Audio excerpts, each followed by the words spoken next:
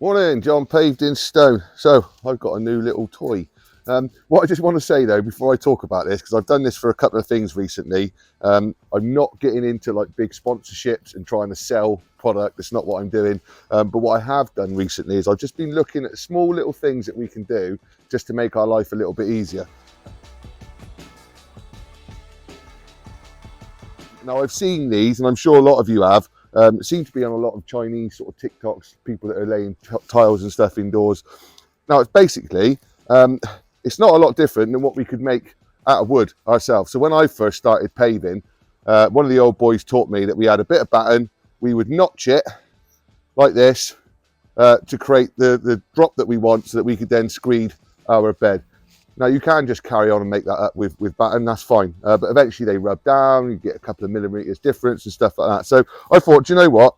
I found this on Amazon. I think it's about 30 quid. Came from China, so it did take a little while to get here.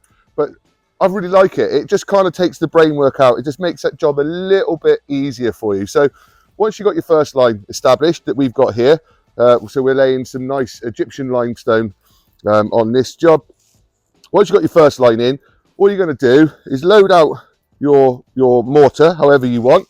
Those of you that know us know that we like our semi-dry mix, so it holds together just enough, and we prefer to use that. There's some more content on that, so if you're interested to find out more about semi-dry, have a look. Maybe I'll put the link in the video, I don't know. Anyway, so what you do with this, load out your bed. I've already screeded that, but just to show you what it is, you've got little depth gauges here, so you set it to the height you want. You lay that on your slab, and what you just need to make sure is that these wheels are touching. So I'm just holding that down, and then all I'm doing is dragging that back. Okay, so that's going to give me the right level to go through. Now, some of you might say, oh, but look at those little grooves and that. Actually, those little grooves are good because when I tap down, they're just going to settle out, and that'll just help us make sure we got a full bed contact. So I might have to go in there, particularly if I've just started a run. I might just want to go in there and just make sure that up against that flag, that, you know, I'm okay. I haven't really got any spaces that I can see, but the rest of it, I'm going to trust that tool and trust what I've done. So effectively, by using a tool like that, loading out your bed, which is arguably one of the key skills of landscapers, it just takes that out of it. So that becomes an unskilled job.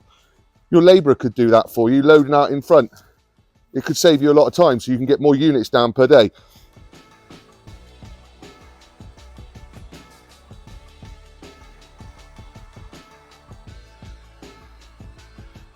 Cheers.